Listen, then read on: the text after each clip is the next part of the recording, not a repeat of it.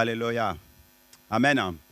Pouvons reprendre place. Nous sommes ce matin dans un culte de bienvenue, un culte d'évangélisation où nous voulons annoncer la parole de Dieu. Et j'aimerais ouvrir la Bible et pouvoir parler à chacun de nos cœurs. Vous allez voir que ce message s'adresse à la fois à tous ceux et celles qui ne connaissent pas tout à fait le Seigneur Jésus, qui n'ont pas forcément une relation avec lui, mais aussi à chacun d'entre nous, parce que le Seigneur veut nous parler. Amen. Le titre de ma prédication est celui-ci: Jésus a quelque chose à te dire. Dis à ton voisin, à ta voisine, Jésus a quelque chose à te dire ce matin. Alléluia. Amen. Alléluia.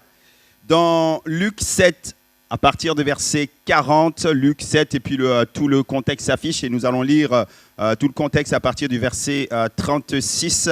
Il est écrit: un pharisien pria Jésus de manger avec lui. Jésus entra dans la maison du pharisien et se mit à table. Et voici une femme pécheresse qui se trouvait dans la ville, ayant su qu'il était à table dans la maison du pharisien, apporta un vase d'albâtre plein de parfums et se tint derrière aux pieds de Jésus. Elle pleurait et bientôt elle lui mouilla les pieds de ses larmes, puis les essuya avec ses cheveux, les baisa et les oignit de parfum. Le pharisien qui l'avait invité, voyant cela, dit en lui-même: si cet homme était prophète, il connaîtrait qui est, de quelle espèce est la femme qui le touche.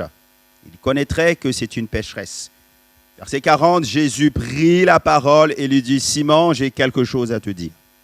Simon, j'ai quelque chose à te dire. Maître, parle, répondit-il. Un créancier avait 2 débiteurs. L'un devait 500 deniers et l'autre 50. Comme il n'avait pas de quoi payer, il leur remit à tous 2 leurs dettes. Lequel l'aimera le plus? Simon répondit: celui, je pense, auquel il a le plus remis. Jésus lui dit: tu as bien jugé. Puis se tournant vers la femme, il dit à Simon: va, vois-tu cette femme? Je suis entré dans ta maison et tu ne me l'as point donné d'eau pour laver mes pieds. Et elle les a mouillés de ses larmes, elle les a nettoyés avec ses cheveux.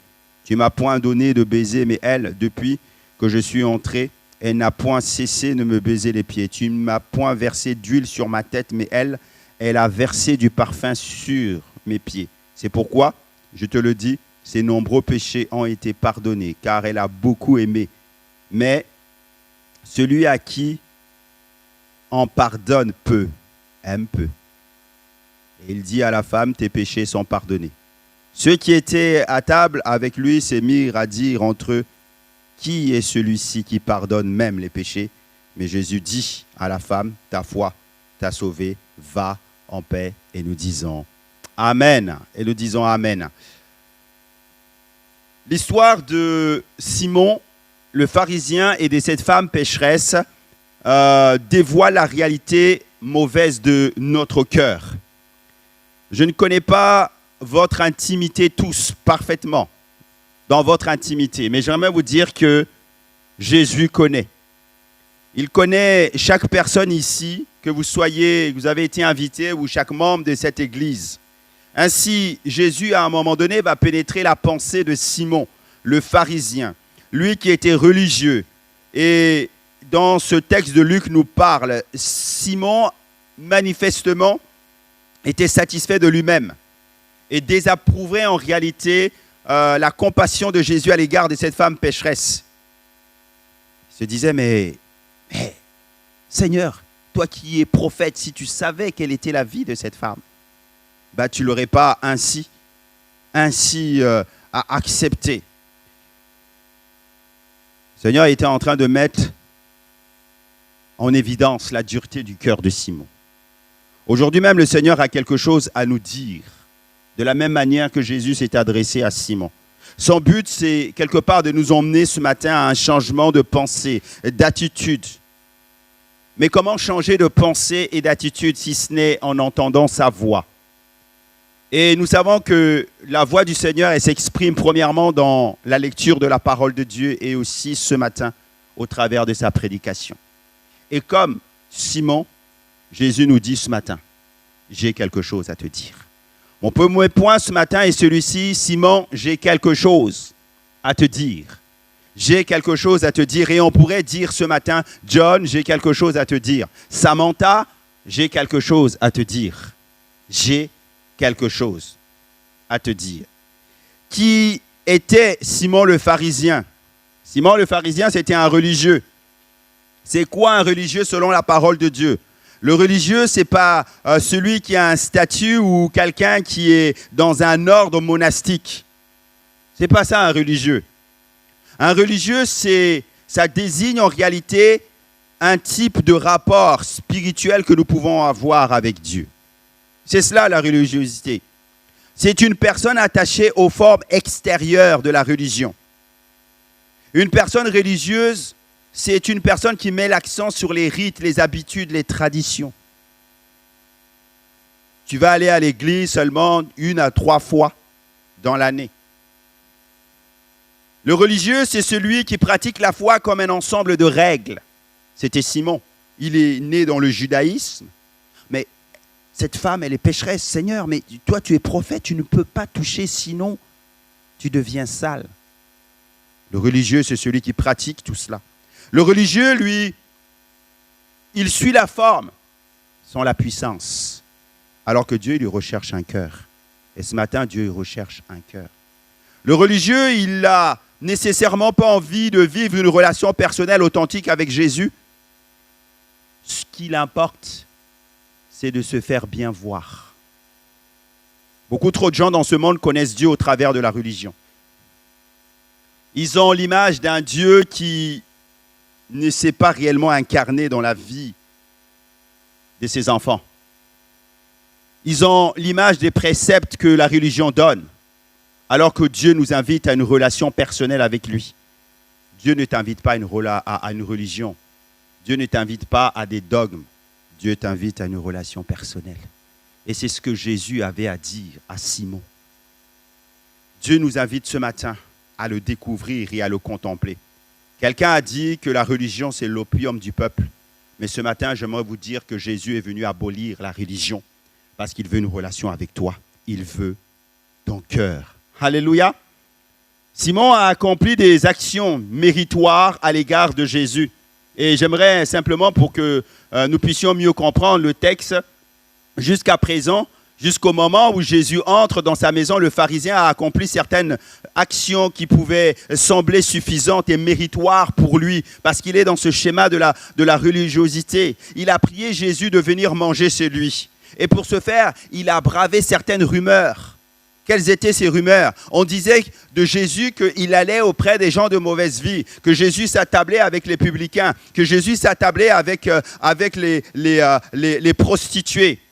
C'était la place où Jésus devait être parce qu'il est venu pour transformer le monde. Mais ça ne collait pas dans l'esprit de Simon, le pharisien.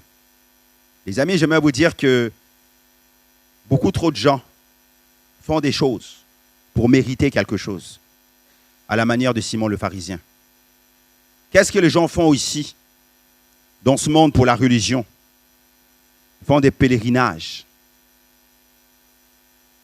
Ils vont ici et là à Lourdes, à Jean-Jacques de Compostelle. Ils font des pèlerinages à la Mecque. Ils font toutes sortes de choses. Mais en réalité, lorsqu'on y regarde, il manque quelque chose. Parce que c'est juste l'apparence.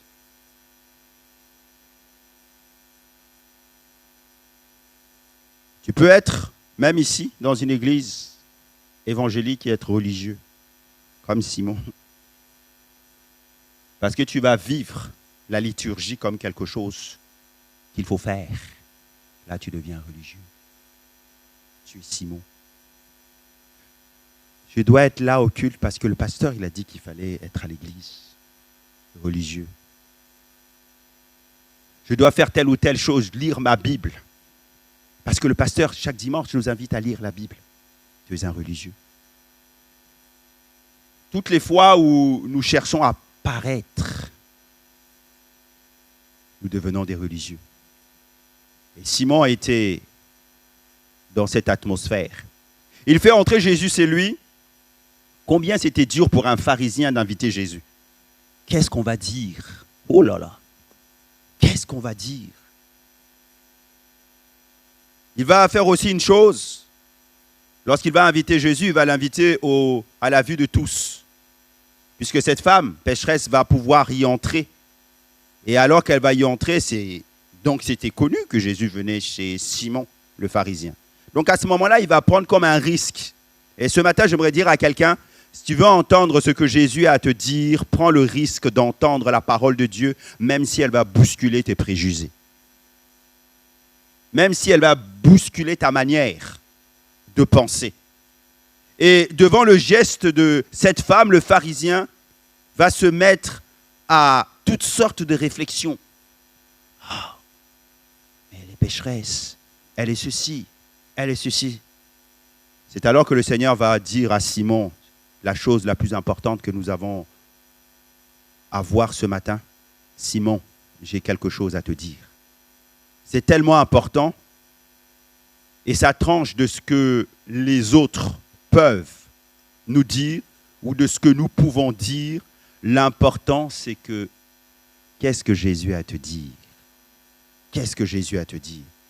Nous devons admettre que l'expérience spirituelle se produit quand Dieu peut nous dire quelque chose, où Dieu nous invite à l'accepter, à le reconnaître, à faire un pas en avant vers lui parce qu'il a quelque chose à nous dire. Ce matin, Dieu veut s'adresser prioritairement aux nouvelles personnes et à chacun d'entre nous parce qu'il a quelque chose à nous dire.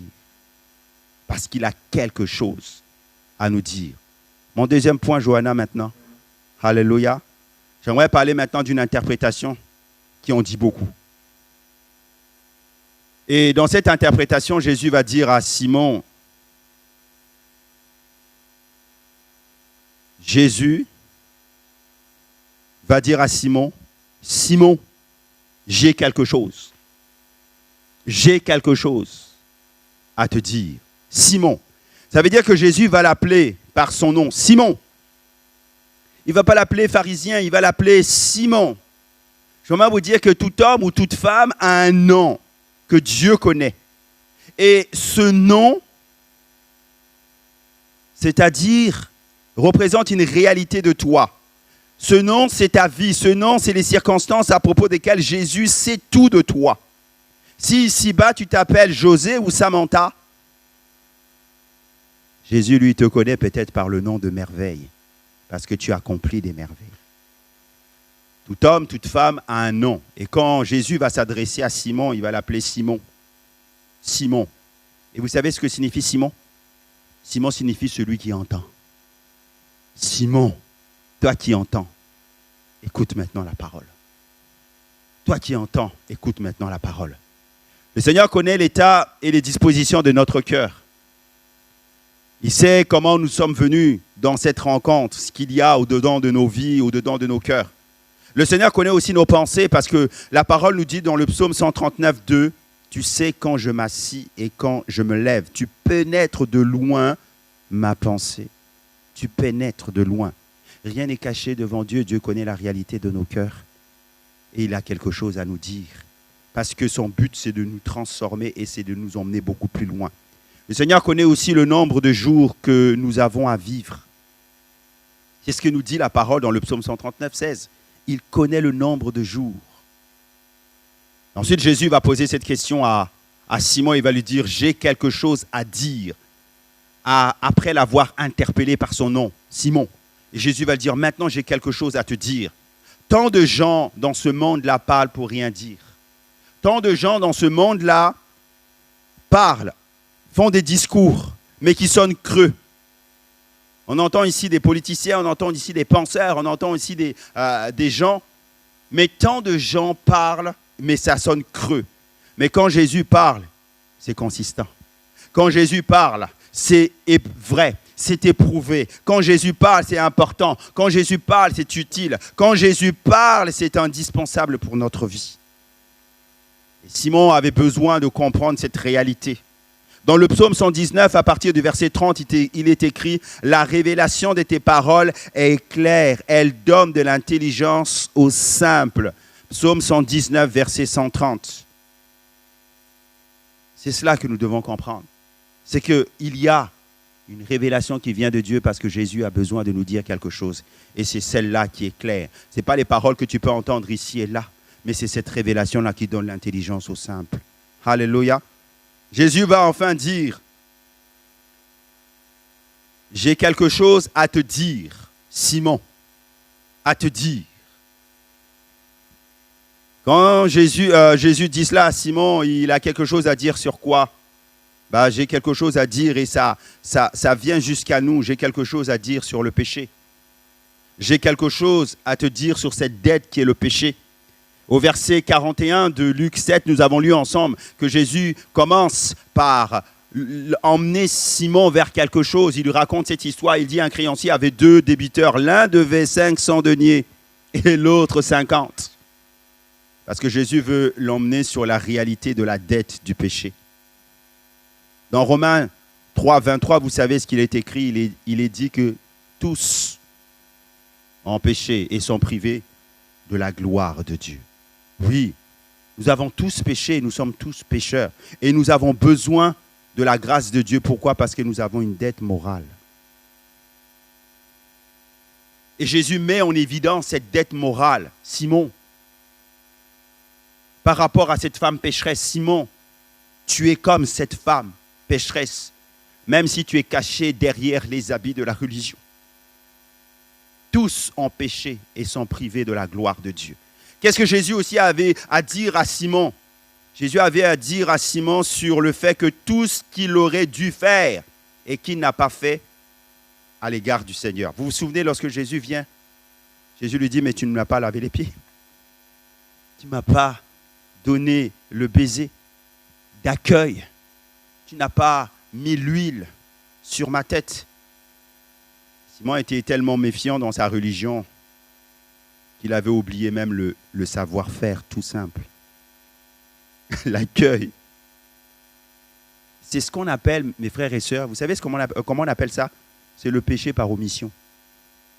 Hein? Le péché par omission. Dans Jacques 4, verset 17, il est écrit, si donc quelqu'un sait faire ce qui est bien et ne le fait pas, il est comme quoi? Un pécheur. Il commet le péché. Il commet le péché. Et Jésus lui fait réaliser ça. Tu vois, cette femme-là, elle n'a pas tout le bagage spirituel, intellectuel, théologique que toi tu as. Mais elle l'a fait. Elle l'a fait. Qu'est-ce que Jésus était en train de dire aussi à Simon? Jésus était en train de lui parler de l'impossibilité dans laquelle tout homme se trouve d'être incapable de payer la dette du péché. Dans Luc 7, 42, nous avons lu ensemble, ils n'avaient pas de quoi payer. Il leur remit à tous deux leur dette. Mes amis, la bonne nouvelle, c'est que notre dette a été effacée. C'est que Jésus, lorsqu'il est mort sur la croix, il a pris notre dette parce que nous ne pouvions la payer. On était incapable de payer la dette parce que le salaire du péché, c'est la mort. L'homme étant déchu était incapable de payer cette dette. Alors Jésus a payé à notre place. Et l'Écriture nous dit qu'il est devenu le substitut de Dieu parce que la condamnation éternelle est tombée sur lui et non pas sur nous. La mort est tombée sur Jésus et il est mort pour nous libérer. Qu'est-ce que Jésus était aussi en train de dire à Simon? Jésus était en train de dire à Simon que la grâce est une remise de dette. La grâce, c'est une remise de dette. Que là où il y a la foi pour croire, Dieu est celui qui te fait grâce. J'aimerais te dire que la bonne nouvelle de l'évangile, c'est cela. C'est que si tu crois dans l'œuvre expiatoire de Jésus à la croix, Dieu peut te libérer. Dieu peut te changer. Dieu peut te transformer parce qu'il y a remise de dette. Il y a remise de dette. Et ce matin, j'aimerais vous dire que Dieu peut remiser vos dettes. Il n'y a rien dans ta vie qui peut t'empêcher d'accéder à la grâce de Dieu, à la faveur de Dieu, à la bonté de Dieu. Alléluia. Qu'est-ce que Jésus était aussi en train de faire comprendre à Simon? Il lui faisait passer ce message sur l'importance de ne pas juger sur les apparences. L'importance de ne pas juger sur les apparences. Les apparences peuvent être trompeuses. mais Dieu connaît la réalité des cœurs. Dieu sait que dans nos cœurs, il peut y avoir des souffrances, et c'était l'histoire de cette femme pécheresse. Simon l'a jugée par son apparence, sans regarder à la réalité de son cœur, parce qu'elle, au moins, elle a accompli la loi sans savoir. Oh! Trop de gens jugent avec l'apparence, mais Dieu regarde au cœur. Et il regarde à la réalité de vos cœurs ce matin. Et dans quel état d'esprit vous êtes venus. Et j'aimerais vous dire que quel que soit l'état d'esprit dans lequel vous êtes venus, il y a pour vous auprès de Jésus consolation, nous allons bientôt le voir. Il y a auprès de Jésus une grâce. Il y a auprès de Jésus une provision pour vous libérer. Maintenant, focalisons-nous sur ce que Jésus va dire. Simon, j'ai quelque chose à te dire. Après avoir appelé Simon par son nom, après lui avoir montré les choses qu'il avait lui dit. Maintenant, Jésus entre en profondeur en lui disant, j'ai quelque chose maintenant à te dire sur ce que je veux faire avec toi, sur la transformation que je veux faire avec toi, sur là où j'aimerais t'emmener. Parce que ton état aujourd'hui n'est pas l'état qui doit refléter la gloire de Dieu. Et quel est le message que Jésus voulait adresser à Simon et quel message aussi il nous adresse ce matin? C'est que ce message et celui-ci, c'est une parole, premièrement, de pardon. Une parole de pardon. Après Jésus lui avoir parlé à Simon de tout ce que nous venons nous dire, Jésus voulait lui parler de pardon. Dans la parole de Dieu en Matthieu 9, 2, il est écrit, voyons leur foi, Jésus dit, mon enfant, tes péchés te sont pardonnés. Jésus voulait que Simon puisse comprendre qu'il y a auprès de Jésus le pardon. Oui, Jésus est l'ami des pécheurs. Oui, il est l'ami des publicains. Oui, il est l'ami des gens de mauvaise vie. Oui, il est l'ami de tous ceux et de celles que la société de l'époque avait rejetés. Pourquoi? Parce que c'est eux qui ont besoin de pardon. Et Simon, toi, tu n'as pas conscience que toi aussi, tu as besoin de pardon. Tu regardes seulement à cette femme et tu la juges. Mais elle, comme toi, vous avez besoin de pardon. Qu'est-ce que Jésus voulait aussi dire? Il voulait apporter une parole de guérison. Dans la parole de Dieu, dans Luc 13, 12, il est écrit « Femme, tu es délivrée de ton infirmité ». Et j'aimerais dire que Jésus guérit. Et il guérit non seulement physiquement, il guérit aussi les cœurs. Et le cœur de Simon avait besoin d'être guéri. Vous savez, derrière les apparences de la religion, on peut se cacher. Souvent, on rencontrait des personnes qui suivaient la religion. Mais au-dedans d'eux, il y avait quelque chose de cassé. Parce que ce sont des gens qui vivent par des principes, par des règles. On fait, il faut faire, il faut faire, il faut faire. Et à force de faire, ils ne prennent pas le temps de comprendre pourquoi ils font ces choses-là. Ils ne vont pas chercher le cœur même de Dieu. Ils ne vont pas auprès de Dieu pour que Dieu puisse les consoler, les nettoyer, les laver. On a besoin de guérison intérieure. Jésus voulait aussi adresser une parole de réconfort à Simon. Dans Ésaïe 41, 10, il est écrit « Dis-lui, sois tranquille, ne crains rien, et que ton cœur ne s'alarme pas. » Ésaïe 7, pardon. Ésaïe 7, 4.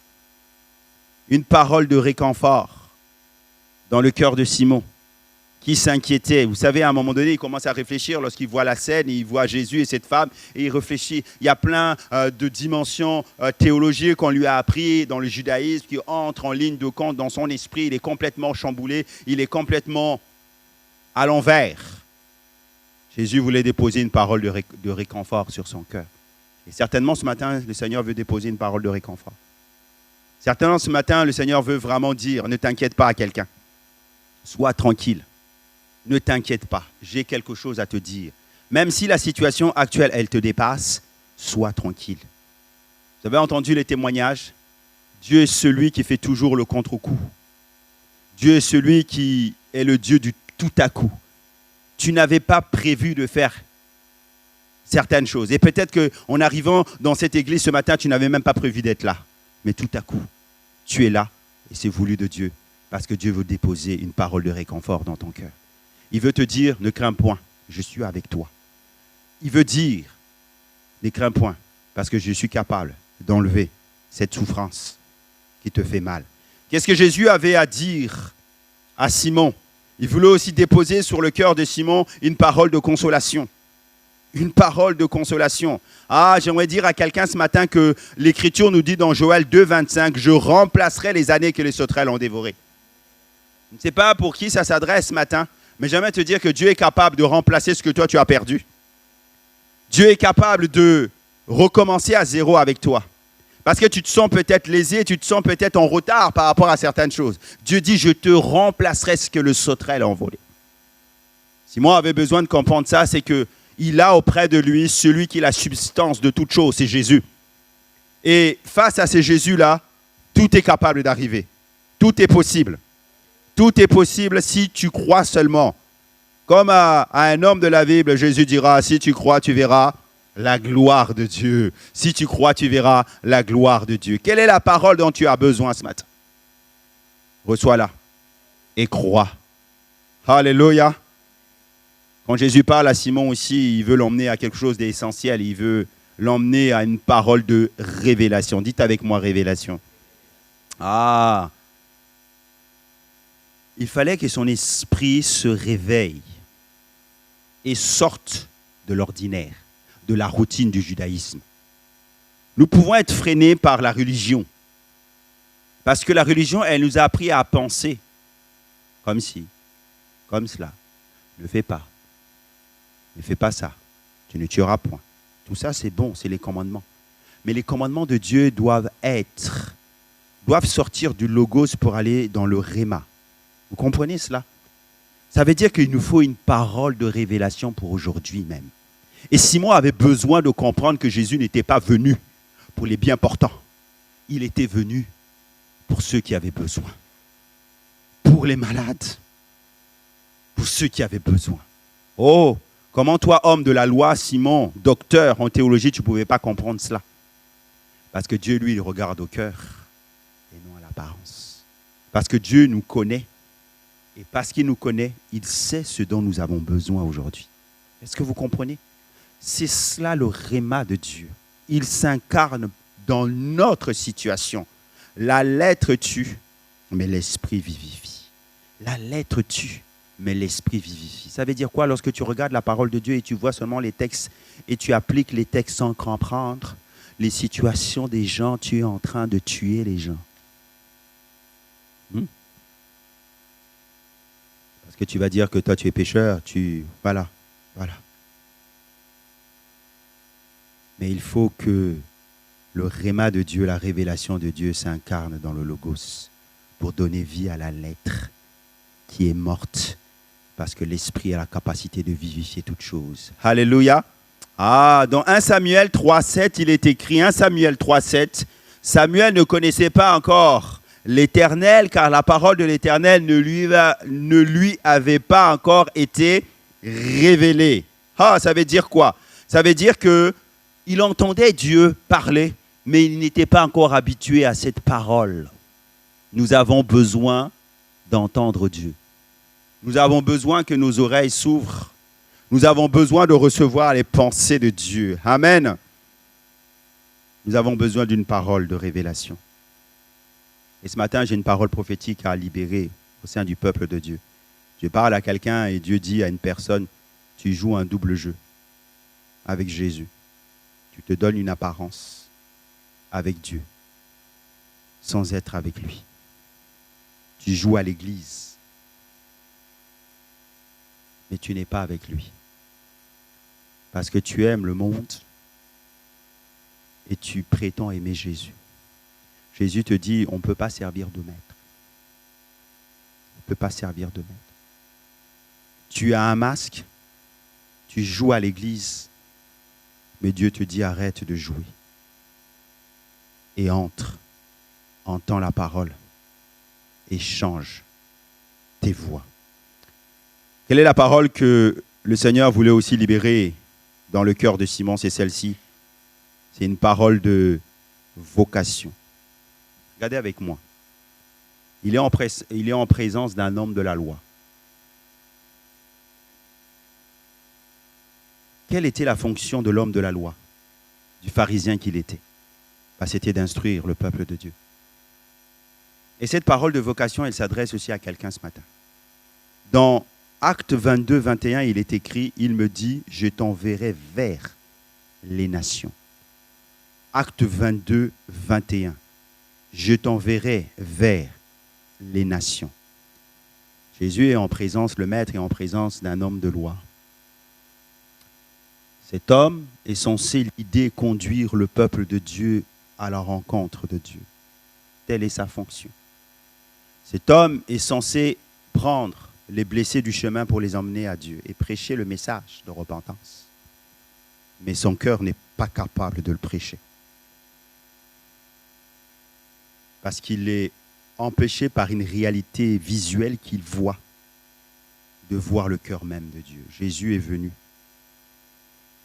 L'Évangile nous dit dans Jean 3,16, « Car Dieu a tellement aimé le monde qu'il a donné son Fils, afin que quiconque croit en lui ne périsse point, mais qu'il ait la vie éternelle. » Souvent nous citons ce passage, mais c'est le summum de l'amour de Dieu, de l'amour divin, qui va au-delà de simplement l'apparence humaine. Ça, c'était la vocation de Simon en tant que docteur de la loi, représentant spirituel d'Israël. Et Dieu parle à quelqu'un ce matin en disant, tu es appelé à ouvrir ta bouche et à annoncer le nom de Jésus. Voici ce que Dieu a à te dire ce matin. Alors que fais-tu encore avec certaines considérations où tu vois le besoin, où tu vois les gens, mais tu es arrêté par cela. Tu es arrêté par cela. Lève-toi. Lève-toi. Le Seigneur t'attend beaucoup plus loin. Alléluia.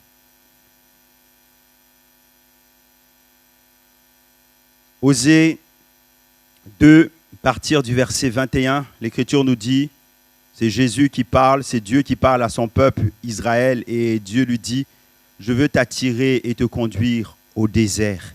Et là, je parlerai à ton cœur. Là, je parlerai à ton cœur. Tu peux passer par des moments de difficulté, d'épreuve. Les circonstances peuvent être difficiles pour toi aujourd'hui, mais le fait est que lorsque le Seigneur nous emmène dans un désert, c'est pour pouvoir parler à nos cœurs. Tu peux vivre actuellement un désert, c'est-à-dire un moment, un temps où rien ne semble pousser dans ta vie, rien ne semble produire. Tu fais telle ou telle chose, mais sans conviction, tu fais des choses. C'est comme si même la passion était partie, tu vis d'épreuve en épreuve, tu vis des difficultés, c'est sans cesse des oppositions qui viennent. Mais j'aimerais te dire que Dieu se sert même de ces positions-là, de ces oppositions, de ces difficultés, pour parler à ton cœur. Là, je t'emmènerai au désert et je parlerai à ton cœur. Voici ce que le Seigneur a à dire à quelqu'un ce matin. Dieu dit, les réalités que tu vis aujourd'hui te poussent vers moi parce que c'est la seule solution que j'ai trouvée pour pouvoir t'interpeller. Et Dieu est capable d'utiliser ces circonstances pour t'interpeller ce matin. Alléluia. Ce matin, la parole de Dieu s'adresse à toi. Saisis-la. Amen. Mon troisième point ce matin est celui-ci. Après l'interpellation qui dit beaucoup, voici maintenant une réponse qui en dit beaucoup. Une réponse qui en dit beaucoup. Après avoir entendu tout le discours de Jésus, Simon va dire « Maître, parle ». On a dit tout à l'heure que Simon signifie celui qui entend. Et là, il va même réagir en fonction de son nom prophétique. Seigneur, parle. Enfin, la vie est drôle avec Dieu. Hein. La vie est drôle. Lorsque Simon va employer le nom de maître, le terme de maître, cela montre qu'il va reconnaître l'autorité de Jésus. L'Écriture nous dit que Jésus enseignait avec autorité. L'appeler maître, c'est considérer sa position d'autorité avec laquelle il enseigne. Mais ce n'est pas pour autant qu'il va reconnaître que Christ est le Fils de Dieu. Mais il va simplement reconnaître dans un premier temps que cet homme-là a quelque chose à me dire. Il est le maître, il a quelque chose à me dire. Mes frères et sœurs, ce matin, j'aimerais vous inviter comme Simon à dire, Seigneur, Jésus, parle. Maître, parle à mon cœur parce que j'ai besoin. C'est comme une prière que tu formules. C'est comme une prière que tu formules. Et cette prière, c'est une demande premièrement de foi. C'est une demande de foi. Celui qui fait cette prière, Seigneur, parle maintenant, est prêt à aller avec Dieu là où Dieu veut l'emmener. C'est une demande, une prière de foi. Alléluia. L'Écriture nous dit que l'homme vivra de ce qui sort de la bouche de Dieu. Ce qui sort de la bouche de Dieu. La référence, c'est Luc 4,4. Une prière, une demande de foi. Ensuite, c'est une prière qui demande du courage. Parce que pour un pharisien comme Simon, dire maître, parle, ça le bouscule. Vu l'idée qui se faisaient tous de Jésus, ça le bouscule. Il va formuler cette réponse. Maître, parle. Maître, parle. Maître, parle. Il va accepter de descendre. Il va accepter en fait de changer sa mentalité, ses préjugés qu'il avait sur Jésus. Pour dire, mais au-delà de cela, il a peut-être quelque chose à me dire. Et il faut du courage pour demander à Dieu d'intervenir dans notre situation. Vous savez, il y a tellement de fois des situations qui sont désespérées et tellement en fait des a priori que nous pouvons avoir sur Dieu, qui peuvent même nous empêcher de demander à Dieu son assistance et son aide. Parce qu'on se dit, mais c'est perdu. Parce qu'on se dit, mais il ne va pas s'occuper de moi. Ou on se dit, mais la situation est tellement chaotique. Il faut même du courage. Et j'ai rencontré une personne alors que dans l'ancienne église, et elle était dans une situation tellement difficile. Mais même pour pouvoir prier pour elle, elle ne voulait pas. Jésus peut te guérir, Jésus peut te libérer. Est-ce que vous voulez que je prie pour vous? Priez pour moi. À quoi bon? Jésus peut te libérer. La prière est efficace. Au travers de la prière, Jésus guérit. Oui, je sais cela, pasteur, mais dans mon cas. Mais, et les mais qu'on rajoute. Il fallait du courage pour que Simon accepte. Jésus parle. En plus, dans sa maison. Parle. Alléluia. Cette prière demande aussi d'être disposé à obéir. Ah oui, parce que lorsque Jésus parle, est-ce que nous obéissons?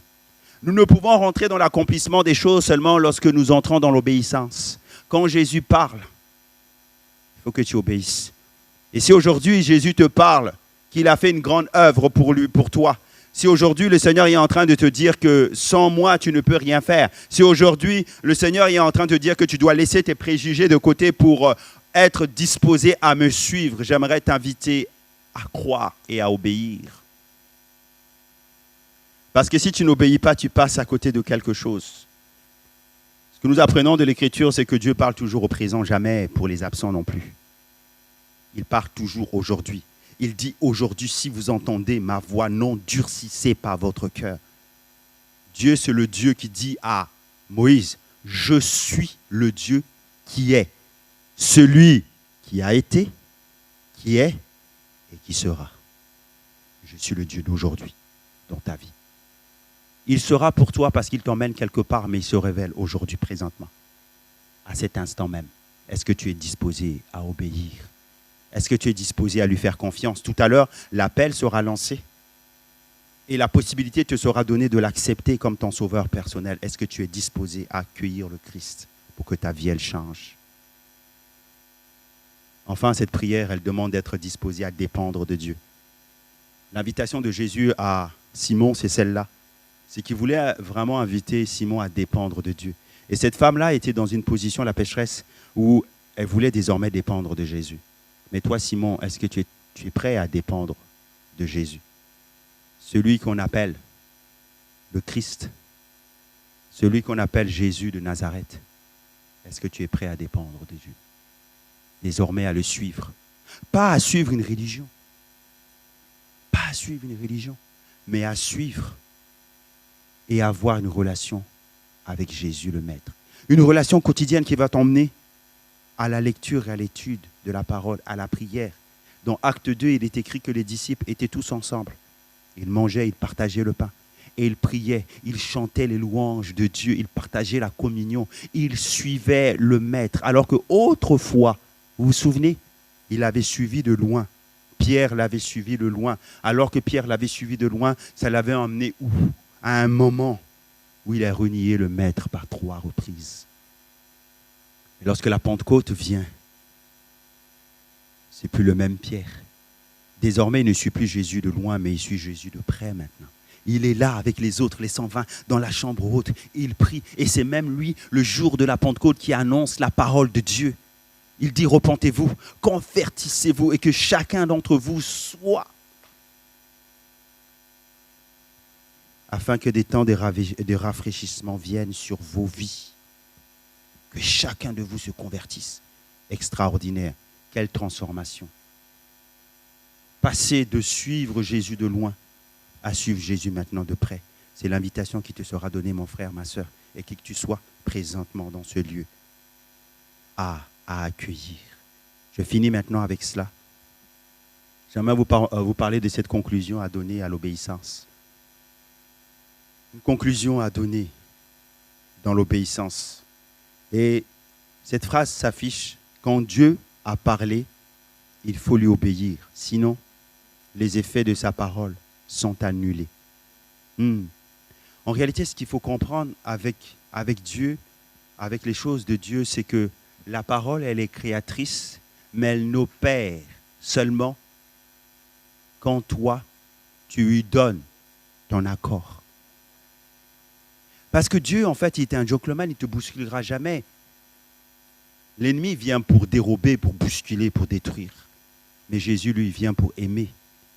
C'est pour ça qu'il a invité toutes ces invitations que nous avons vues ensemble ce matin à l'égard de Simon. Jésus vient pour inviter Simon à entrer dans ce qu'il veut faire avec lui. Jésus ne viendra jamais te bousculer. Jésus t'invitera toujours. Il va travailler par son Esprit Saint en toi pour emmener tes préjugés à tomber, pour faire naître la foi. Et ce matin, je suis simplement en train de faire naître la foi dans tous ceux et celles qui ne le connaissent pas réellement.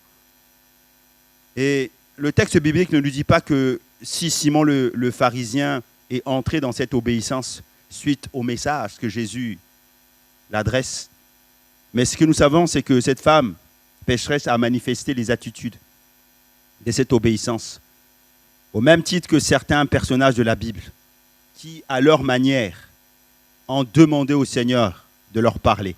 Et les textes vont s'afficher, vous vous souvenez, avec Pierre le jour de la Pentecôte, en Acte 2, 37.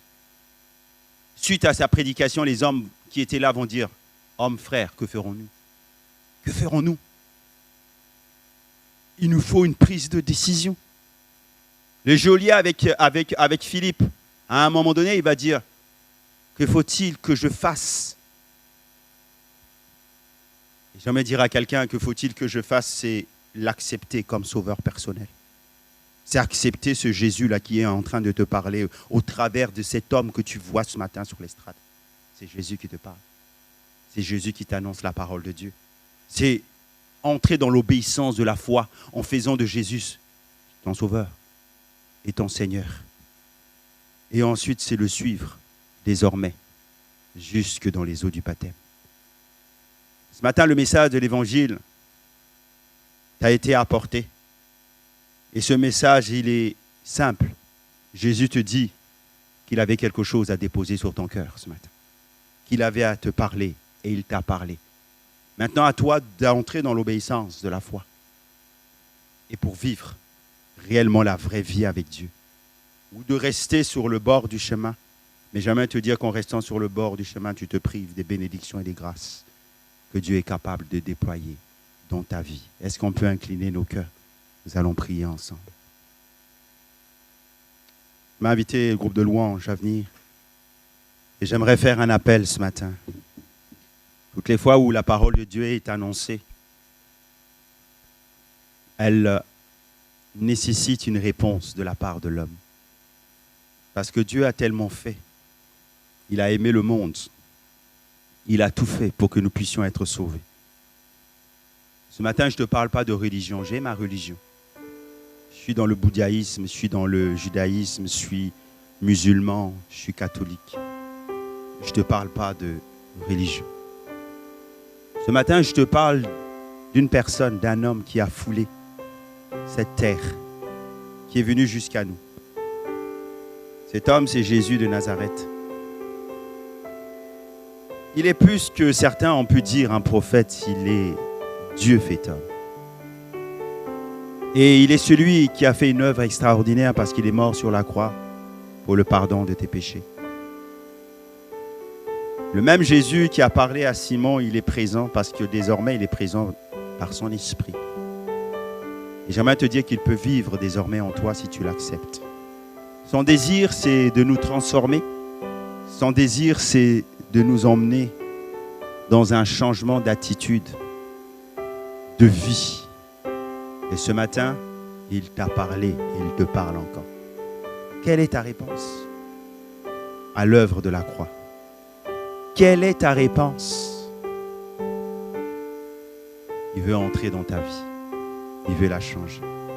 Je fais un appel très simple. Quels sont tous ceux et celles qui veulent accepter Jésus comme leur sauveur personnel et leur Seigneur? J'aimerais simplement vous inviter à lever la main là où vous êtes et nous allons prier pour vous. On va faire cette prière qu'on appelle la prière de repentance, où nous invitons le Christ à venir rayonner en nous. Y a-t-il quelqu'un présentement dans ce lieu?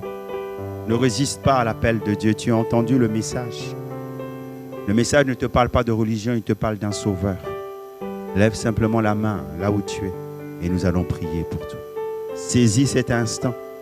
Aujourd'hui, si tu entends sa voix, n'endurcis pas ton cœur, mais ouvre. Peut-être que l'occasion te sera seulement donnée aujourd'hui. Personne n'a sa vie entre ses mains. Oh oui, mais Jésus lui sait. Si tu es venu dans ce lieu, aujourd'hui même, pour ce message, il n'y a pas de hasard. C'est que Dieu l'avait déjà planifié. Et Dieu voulait que tu sois là et que tu entendes cette parole. Tu es désormais le dépositaire de la parole que Jésus a déposée sur ton cœur. Est-ce que tu choisis d'y marcher avec cette parole par la foi? Ou tu choisis de fermer ton cœur? Je refais un dernier appel. Y a-t-il quelqu'un pour accepter Christ dans son cœur? Levez la main à votre place et nous allons prier pour vous. Quelqu'un doit changer de vie, quelqu'un doit changer de vie.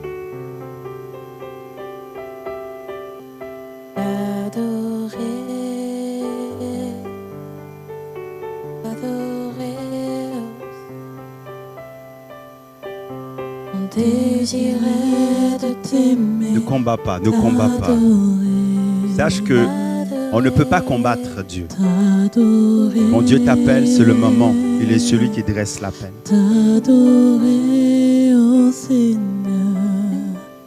Va au-delà de la lourdeur que tu ressens. Va au-delà de ces oppositions qui sont là dans ta vie. Va au-delà. Va au-delà.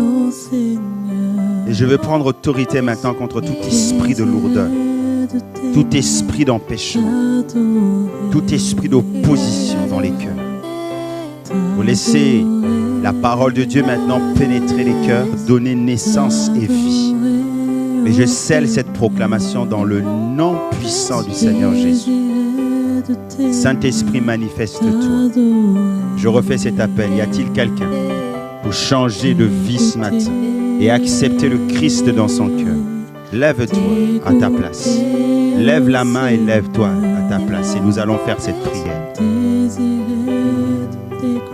Écoutez, Seigneur.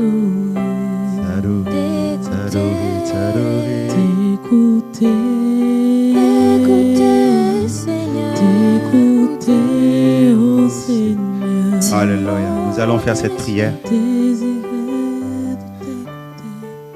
Et j'aimerais inviter toute l'Église à faire cette prière-là avec moi. Faites cette prière avec moi. Seigneur Jésus, je viens à toi. Je reconnais mon indignité et que mes péchés ne peuvent pas m'empêcher même d'aller vers toi.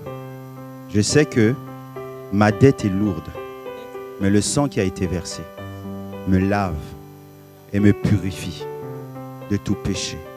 Je saisis maintenant cette parole par la foi. Tu avais des choses à me dire pour mon bien, pour ma restauration, pour une nouvelle communion avec toi. Merci maintenant parce qu'en t'acceptant comme mon Seigneur et mon Sauveur, je deviens maintenant une nouvelle création de Dieu et que désormais tu marcheras avec moi tous les jours jusqu'à la fin du monde. Au nom de Jésus. Amen. Seigneur, merci pour ta bonté, ta miséricorde. Est-ce que je peux inviter tout le peuple de Dieu à se lever et nous allons prier? Pour le moment, vous pouvez y aller. T'adorer, T'adorer, t'adorer, ô Seigneur. C'est mon désir. Désir être t'aimer et t'adorer. Alléluia. J'aimerais prier pour tout le peuple de Dieu. Vous avez entendu. Et le Seigneur s'est aussi adressé à chacun d'entre nous. Quelle que soit la dimension dans laquelle vous avez reçu cette parole ce matin, si elle est venue vous challenger, si elle est venue parler à vos cœurs, j'aimerais que vous puissiez maintenant semer. Lorsqu'il y a un mouvement de l'esprit, lorsque la parole retentit, il nous faut semer. Semer maintenant dans la direction, dans le domaine où le Seigneur vous a parlé maintenant ce matin. Alors que je vais prier, proclamer la parole du Seigneur, je vous invite maintenant à croire que Dieu est capable maintenant d'emmener ce qu'il a dit sur vos vies, là maintenant à la manifestation. Je vais prier, si quelqu'un est malade, Dieu va toucher cette personne. Si quelqu'un a besoin de consolation, la grâce de Dieu va se manifester. Alléluia. Seigneur, je prie maintenant pour tout le peuple de Dieu. Alors que nous sommes, Seigneur mon Dieu, debout, nous nous attendons à toi. Comme Simon, Seigneur, nous avons soif. Nous te disons, Seigneur, parle. Je déclare maintenant, Seigneur, que toutes les paroles prophétiques ont été relâchées prennent maintenant vie dans les corps et dans les cœurs, dans le nom de Jésus. Seigneur, je déclare que ta parole est celle qui donne vie maintenant à cet instant. Je réprime maintenant tout esprit de maladie et d'infirmité dans les cœurs. Et je déclare que la maladie persistante maintenant s'en va et lâche prise dans cette sœur, dans le nom de Jésus maintenant. Je proclame, Seigneur mon Dieu, la guérison maintenant, au nom de Jésus. Seigneur, je réprime tout problème de yeux, je réprime tout problème de cœur, de souffrance au cœur, dans le nom de Jésus. Je réprime, Seigneur mon Dieu, toute douleur lombaire, Seigneur, ce matin. Et je déclare que la guérison maintenant s'en va. Seigneur, tu amènes maintenant, Seigneur, tous ceux et celles que tu veux projeter maintenant dans un ministère. Seigneur, dans cette vocation avec toi, Seigneur mon Dieu, à comprendre, Seigneur, et à entrer dans l'appel de Dieu. Je déclare, Seigneur mon Dieu, que tu fais d'eux, au nom de Jésus, des fers, de lances, des flèches qui vont ouvrir maintenant les horizons dans le nom de Jésus. Seigneur, étends ta main, Seigneur, toi qui es le pourvoyeur de tous ceux qui te cherchent. Ce matin, Seigneur mon Dieu, alors que l'aspiration de nos cœurs est devant toi, dans chaque situation de vie où il y a besoin d'une provision, quelle que soit, Seigneur mon Dieu, la nature de cette provision, qu'elle soit matérielle, financière, qu'elle soit humaine, je déclare dans le nom de Jésus qu'elle est pourvue, qu'elle est pourvue, qu'elle est pourvue, parce que c'est à l'écoute de ta parole que nous entrons dans les réalités spirituelles. Je déclare que la provision maintenant, elle part à partir de maintenant et elle accomplit, elle touche, Seigneur mon Dieu, parce qu'elle ne revient pas à toi sans avoir expérimenté, touché, fait ce maintenant pourquoi elle a été envoyée. Dans le nom de Jésus.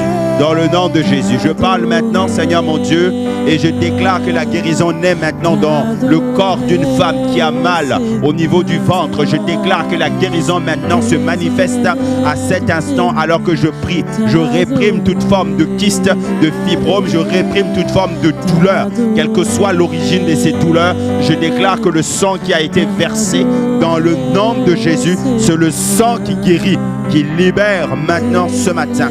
Dans le nom de Jésus. Amen, amen, amen. Chantons avec le groupe de louanges en finissant. T'adorer, oh Seigneur. C'est mon Désir c'est de t'aimer et t'adorer.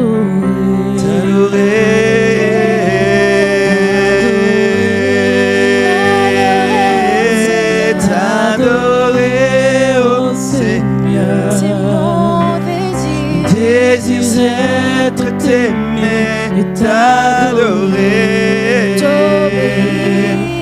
T'obéir, t'obéir, oh Seigneur. C'est mon Désir c'est de t'aimer et t'obéir.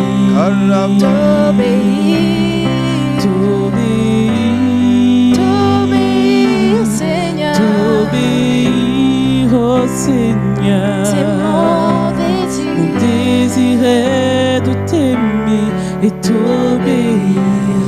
Te connaître. Te connaître. Je veux te connaître, Seigneur. Te connaître, oh Seigneur. C'est mon désir. Mon désir est de t'aimer et te connaître. Oui, te connaître. Te connaître. En esprit et en vérité. Te connaître, oh Seigneur. C'est mon désir. Désir est de t'aimer et te connaître. Oui, t'écouter. T'écouter. Je veux t'écouter, Seigneur. T'écouter, oh Seigneur. C'est mon désir. Désir est de t'aimer et t'écouter. Est-ce qu'on peut acclamer fort le Seigneur en signe de gratitude et de remerciement? Parce que notre Dieu est grand, notre Dieu est puissant. Et avec la foi, nous croyons qu'il va faire ce qu'il a dit. Au nom de Jésus.